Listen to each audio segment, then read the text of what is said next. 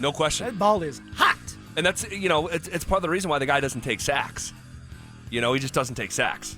And we talked about this last year. It's one of the most underappreciated, reported on stat in football is sacks. It's as much a quarterback stat as anything else.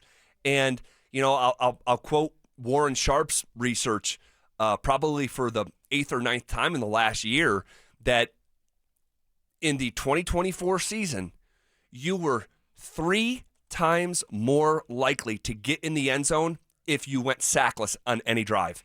And just said a different way, you were 3 times less likely to score a touchdown if you took a single sack on any drive. That's why you don't take sacks. Either you run or you throw it out. You throw it out. Live for another day. You don't hold on to the ball and take a sack, and now it's 2nd and 16, 2nd and 17. You hurt your team. And that's something that even though Bo Nix did a great job last year doing, it can be better. It's like, hey, don't feel like you have to make every play now.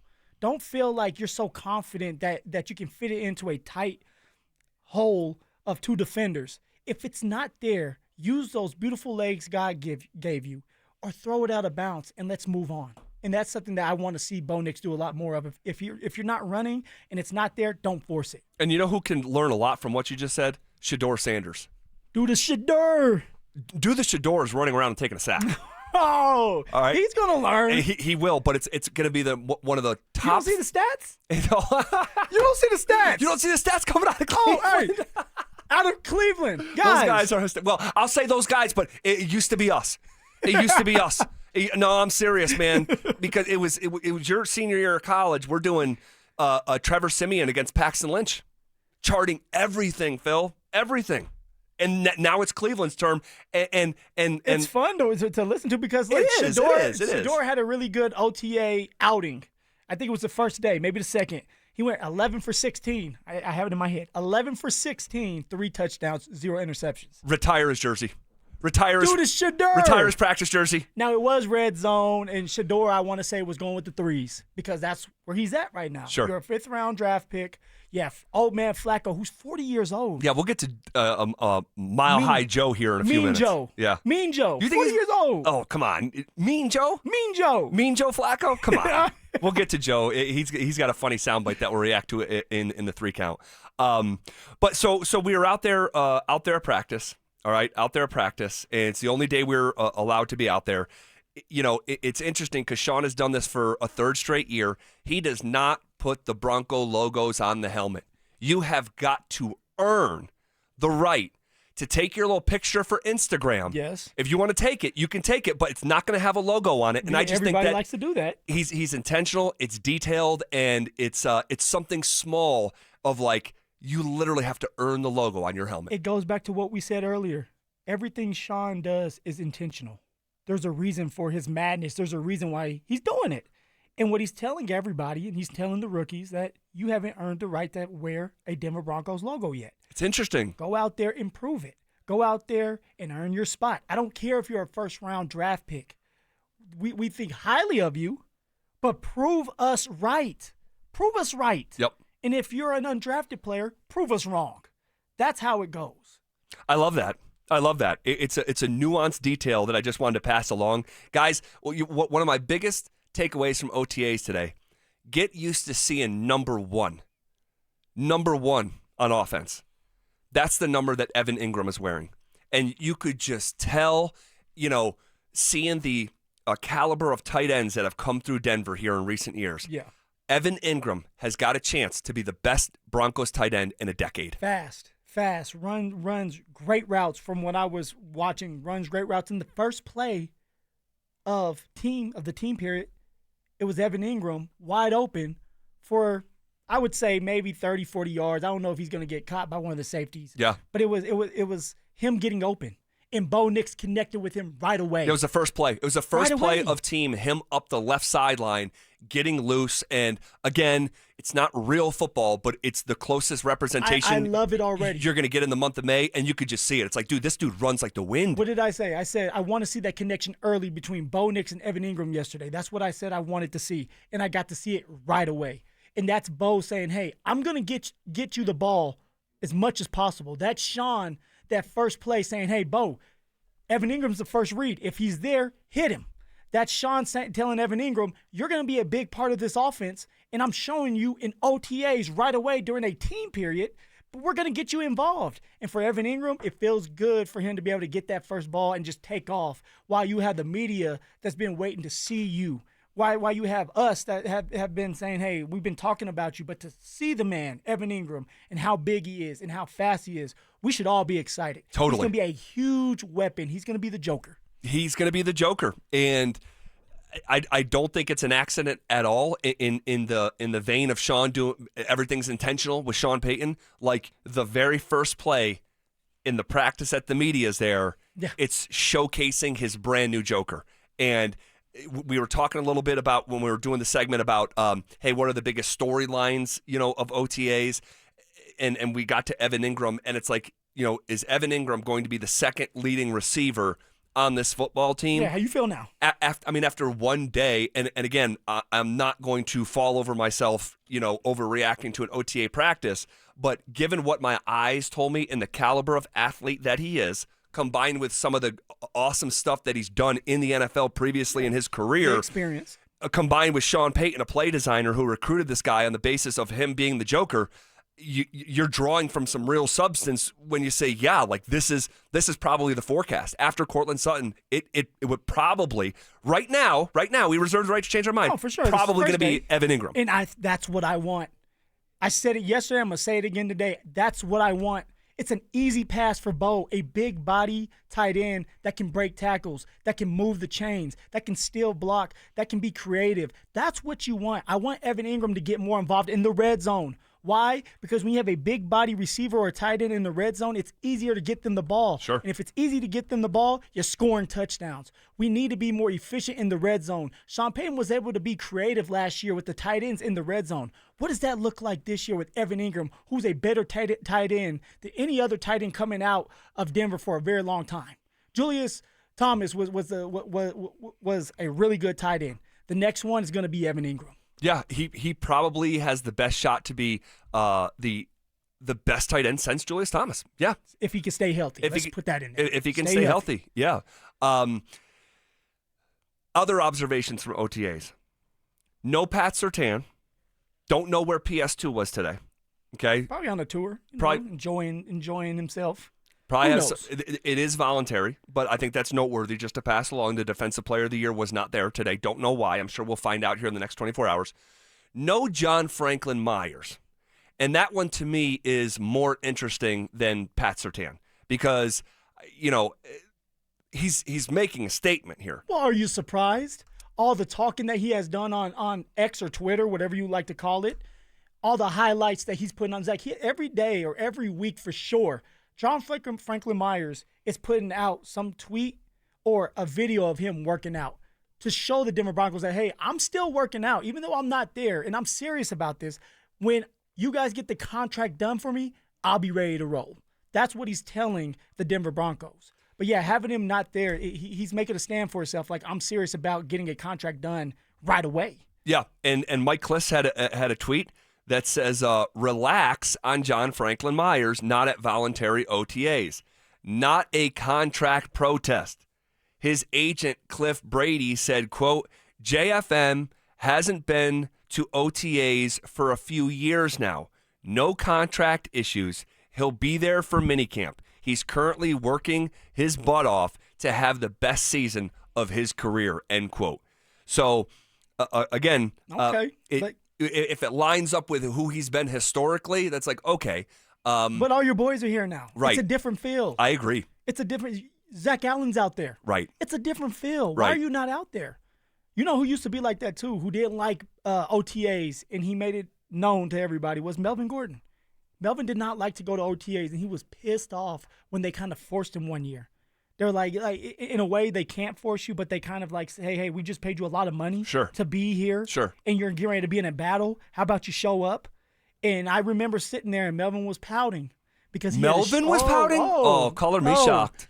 Because he was like, this is something I never really do. I'm usually, doing something else. I have my routine.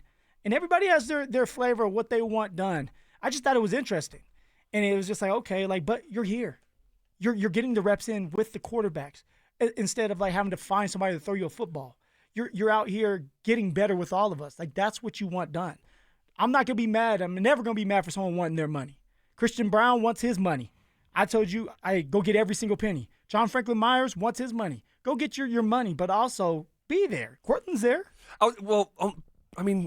Almost everyone's there. Almost everybody. And that's where, look, he's not doing anything wrong. Let me just start by saying that. It's a voluntary period. But I will say this, when you are trying to achieve something great together as a team, okay? And it does feel like this year, for the first time in about a decade, that all things are possible with the Denver Broncos. Feels too good to be true. I get kind of nervous. Well, I'm just saying, and look, I'm not saying that, hey, they're going to go win a Super Bowl, the expectation, but it's like, it does feel like for the first time, we can talk about it. All things are possible in about a decade, since 2015. Did you really think all things were possible with Trevor Siemian in 2016? Looking back on it, it's like, how believable was that? Right now, it feels like all things are possible. And I think that great teams, I've said this to you a million times, they're player-led, and when everyone is pulling from the same end of the rope and is unified and connected in a vision, I said this last year about Sutton, I would prefer him to be there. This is a team sport. It's actually the ultimate team sport. Football is the ultimate team sport. Oh, yeah. Well, you know what? Court was out there. How'd you feel about it? Loved it. I think he had the play of the day offensively, coming across the middle, contested catch in traffic. It was phenomenal. It looks like he's moving great. Mentality-wise, he's there as well.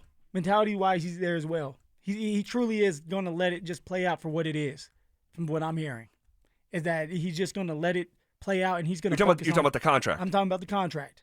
I'm talking about, it's like, for him, what I'm hearing is, it's like he's all in for his team. He's excited for this year. He's excited to be with Bo Nix for a second year where you have a quarterback that you can rely on, a quarterback that loves you and has chemistry. So it was good to see Cortland out there making plays already. And he looks a little leaner. He looks great. He does. He looks great. I'm looking at myself like, damn. Yeah.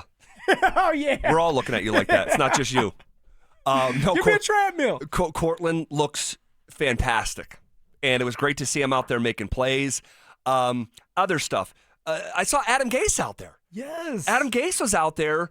Looks like he was consulting with Sean for a while in the middle of the field. And, it wasn't so long ago that Adam Gase was doing a onside kick up like 20-something points on the Denver Broncos, twisting the knife. And who was that coach at that time?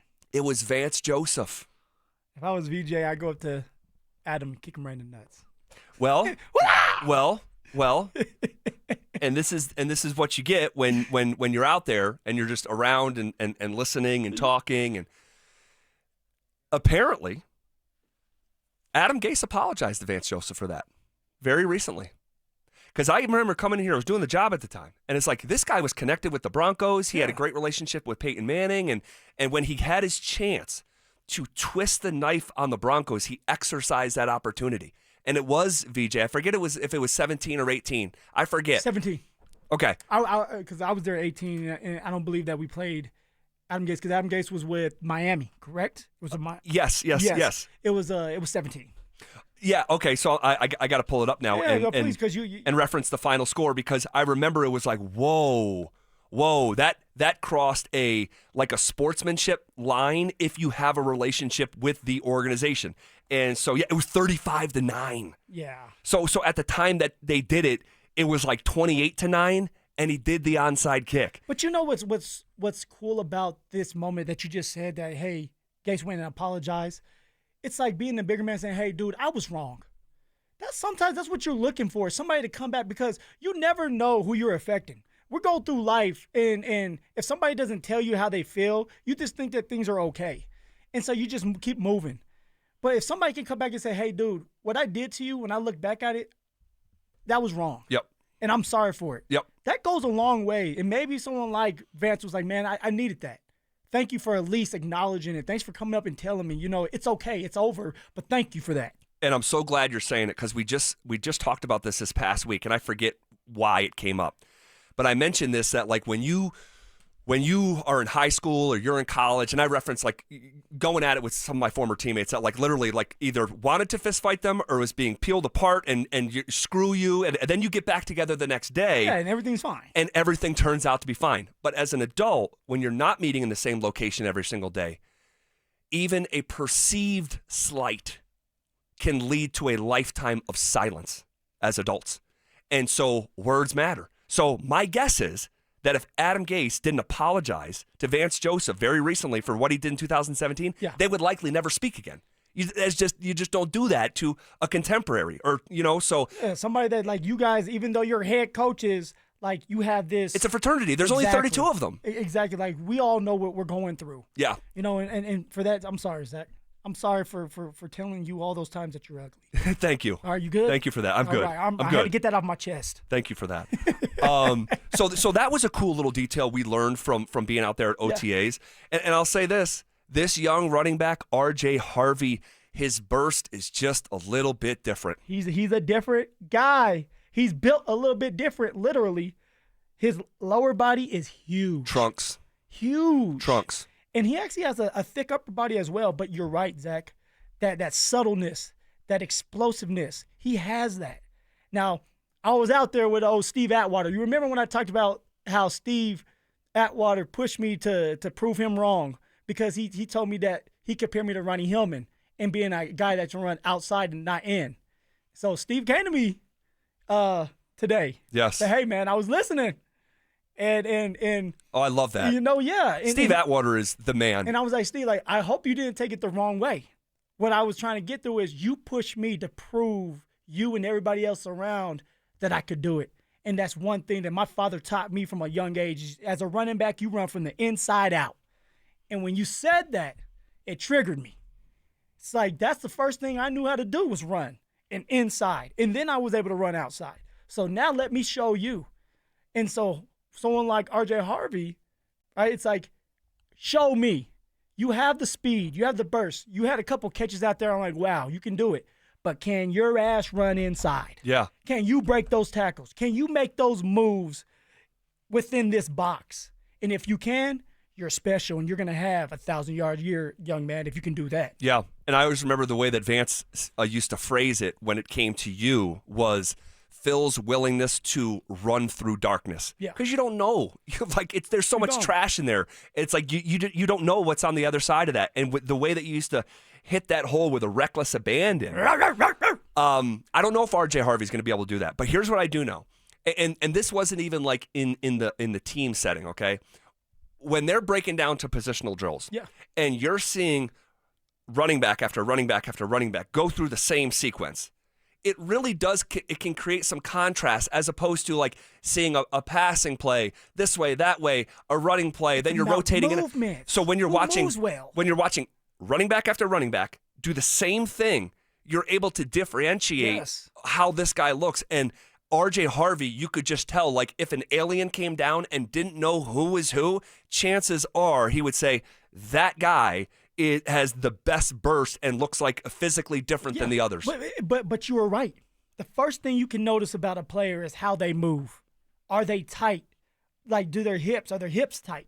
And then who's loose? Who's explosive? Who's springy? You can go through individual drills and see those type of guys. And it's like, okay, he has something. Yeah, and that's where he has something. And that's what OTAs, I think, where some of the value is. Where, like, I referenced Devon Vele seeing him at mandatory minicamp. It's not some great catch he made. It's just the way that he moved around was like, okay, that movement. Catches too, by the way. He did. But I'm like, that guy looks different. This is back to last year.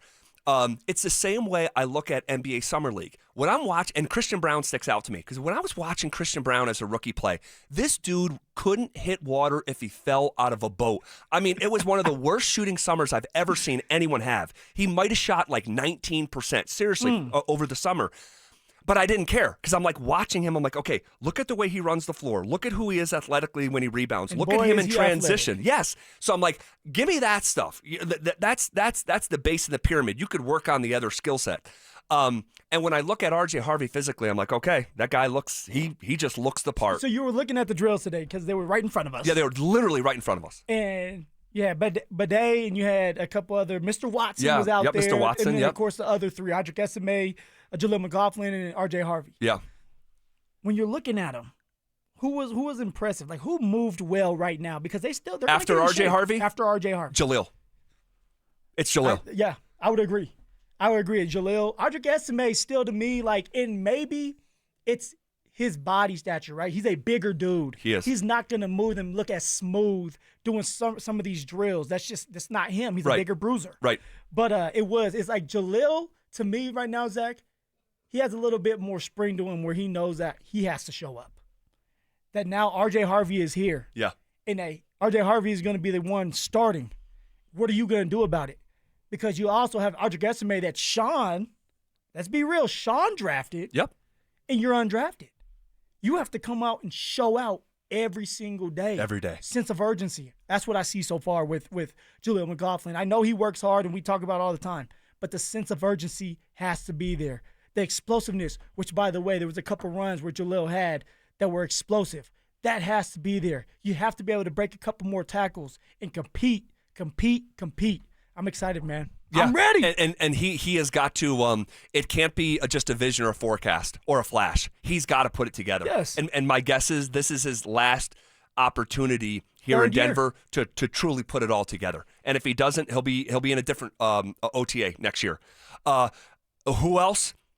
Guys, this dude, Jeremy Crawshaw, can kick the ball to the moon.